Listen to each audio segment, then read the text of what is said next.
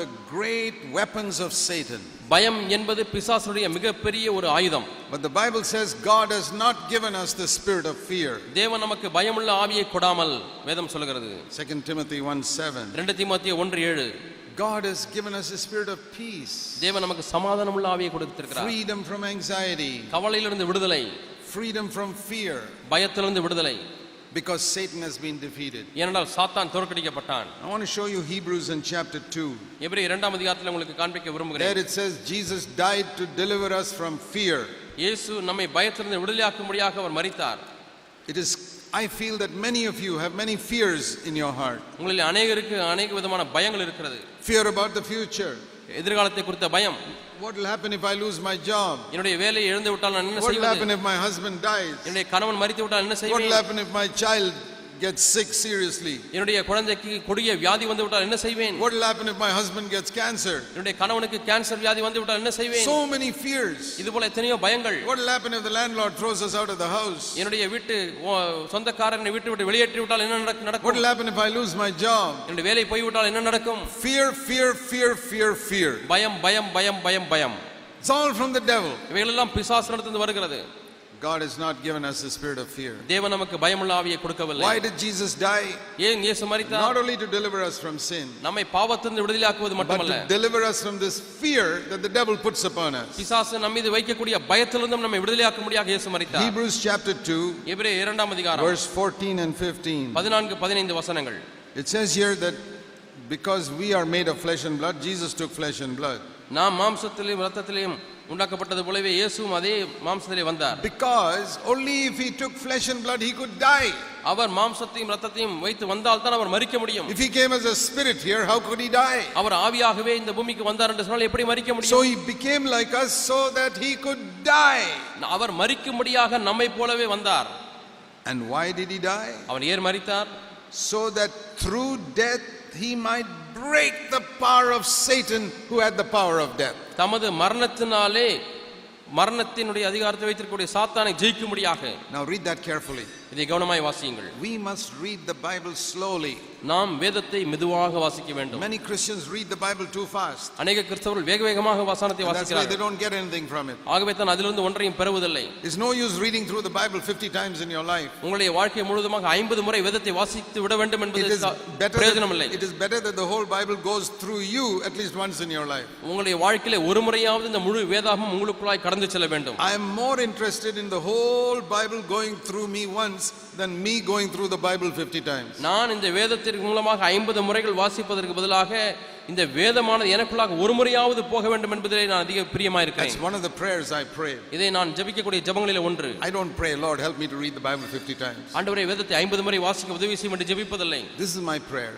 இதுதான் என்னுடைய ஜெபம். Lord, ஆண்டவரே, in my lifetime என்னுடைய வாழ்நாள் காலத்திலே I must claim every promise that is in this Bible at least once. இந்த வேதத்திலே இருக்கக்கூடிய வாக்குத்தத்தங்கள் ஒவ்வொன்றையும் ஒரு முறையாகிலும் நான் சுதந்திரித்துக் கொள்ள வேண்டும். I don't want to miss out even one. ஒரு வாக்குத்தத்தத்தை கூட நான் தவற விட்டு விடக் கூடாது. I don't read the Bible to preach sermons. நான் வேதத்தை பிரசங்கம் பண்ணுவதற்காக வாசிக்கவில்லை. There are 7,000 promises here. I want to claim them all. இங்கே 7,000 வாக்குத்தத்தங்கள் இருக்கிறது. அவைகள் எல்லாவற்றையும் நான் சுதந்திரித்துக் கொள்ள வேண்டும் என்று விரும்புகிறேன். இரண்டாவதாக, Lord, I want to obey every commandment that is for me in this new covenant age before I leave this earth. ஆண்டவரே, இந்த பூமியை விட்டு போவதற்கு முன்பதாக இந்த புதிய உடன்படிக்கை காலத்தில் இருக்கக்கூடியதான ஒவ்வொரு கட்டளைக்கும் ஆண்டவரே நான் கீழ்ப்படிந்து விட வேண்டும். That is what I am more interested in than reading the Bible 50 times. 50 முறை வேதாகமங்களை வாசித்து முடிப்பதற்கு பதிலாக இதிலே நான் விருப்பமாக இருக்கிறேன். Read the Bible slowly. ஆகவே வேதத்தை மெதுவாய் வாசியுங்கள். Who had the power of death according to verse 14? இங்கே 14ஆம் வசனத்தின் அடிப்படையிலே மரணத்தினுடைய அதிகாரம் யாருக்கு இருக்கிறது? Read it. வாசித்து பாருங்க. மரணத்தின் அதிகாரம் யாருக்கு இருக்கிறது? Satan had the power of death. மரணத்துக்கு அதிகாரியாகிய பிசாசானவன் என்று வாசிக்கிறோம். He got it in Eden when Adam submitted to him. ஆதாம் தன்னை பிசாசுக்கு அர்ப்பணித்து விட்டான். அங்கே அவன் அந்த அதிகாரத்தை பெற்றுக்கொண்டான். And the devil could kill whom he liked. பிசாசு யாரை விரும்புகிறானோ அவனை கொல்ல முடியும். Unless God protected him. தேவன் பாதுகாக்காவிட்டால்.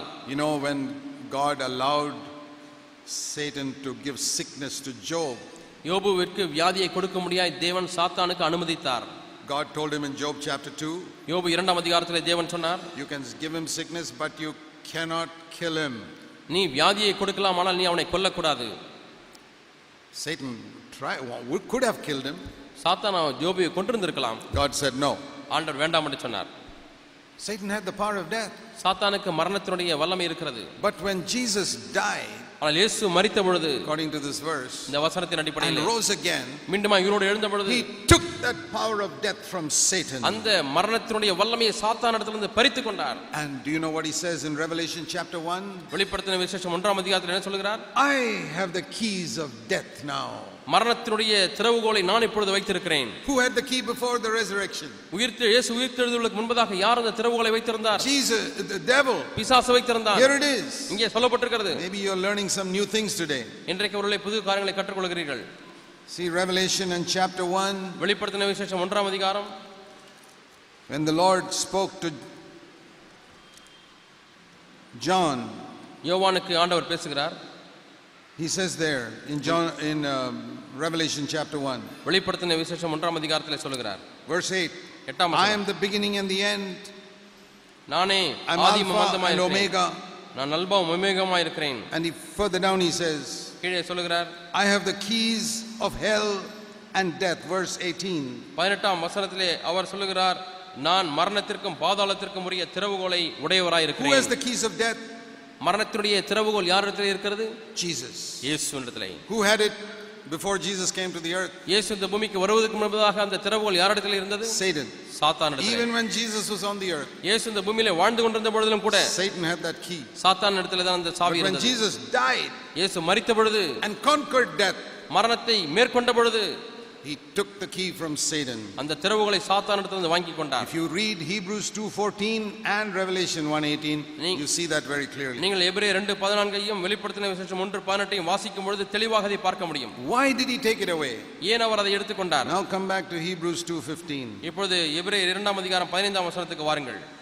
So that all his children may never again be afraid of death. அவருடைய பிள்ளைகள் எல்லாரும் இனிமேல் மரணத்தை குறித்து பயப்படக்கூடாது என்று. Who were till that time slaves to that fear. இதுவரைக்கும் இந்த பயத்திற்கு அடிமைகளாய் இருந்தார்கள். You know, there are many fears we have. அநேக பயங்கள் நமக்கு இருக்கிறது. Fear of sickness, வியாதியின் பயம். I told you, fear of losing a job, losing the house. வேலை போய்விடுமோ, வீடு போய்விடுமோ என்ற பயம். Small fears, சிறு பயங்கள், big fears, பெரிய பயங்கள். and then the biggest fear of all, எல்லாவற்றுக்கும் பெரிய பயம், fear of death. மரண பயம். Jesus came to deliver us from that biggest fear. இந்த பெரிய பயத்திலிருந்து விடுதலையாக்கும்படியாக இயேசு வந்தார். And when he delivers you from that fear, இந்த பயத்திலிருந்து தேவன் உங்களை விடுதலையாக்கும் பொழுது all the other fears disappear. மற்ற எல்லா பயங்களும் மறைந்து விடுகிறது. Have you read this verse in 1 Samuel 17? 1 Samuel 17ஆம் அதிகாரத்தை வாசித்தீர்களா? When David killed Goliath, தாவீது கோலியாத்தை கொன்ற பொழுது all the other Philistines ran away. மற்ற எல்லா பெலிஸ்தியர்களும் ஓடிவிட்டார்கள். When the fear of death you have overcome, மரண பயம் அங்க வரும் பொழுது, that is the Goliath, அதான் கோலியாத், that is killed. அவன் கொல்லப்படுகிறான். All the other fears disappear. மற்ற எல்லா பயங்களும் மறைந்து விடுகிறது. Why do you have a fear then today? அப்படியானால் ஏன் உங்களுக்கு பயம் இருக்கிறது? Fear of sickness, fear of loss of money, fear of job, fear of cancer, so many fears. வியாதி வந்து விடுமோ, கேன்சர் வந்து விடுமோ, பணம் போய் விடுமோ என்ற பயம். Because you don't believe that Satan was defeated on the cross. சாத்தான் சிலுவையிலே தோற்கடிக்கப்பட்டான் என்பதை நீங்கள் விசுவாசிப்பதில்லை. You don't believe that Jesus has taken the key from him. அவனிடத்திலிருந்து இயேசு அந்த திறவுகளை வாங்கி விட்டார் என்பதை You நீங்கள் can விசுவாசிப்பதில்லை. overcome fear now. நீங்கள் பயத்தை மேற்கொள்ள முடியும். You can overcome Satan. நீங்கள் சாத்தானை மேற்கொள்ள முடியும். You shall know the truth and the truth shall set you free from fear. சத்தியத்தை அறிவீர்கள், சத்தியம் உங்களை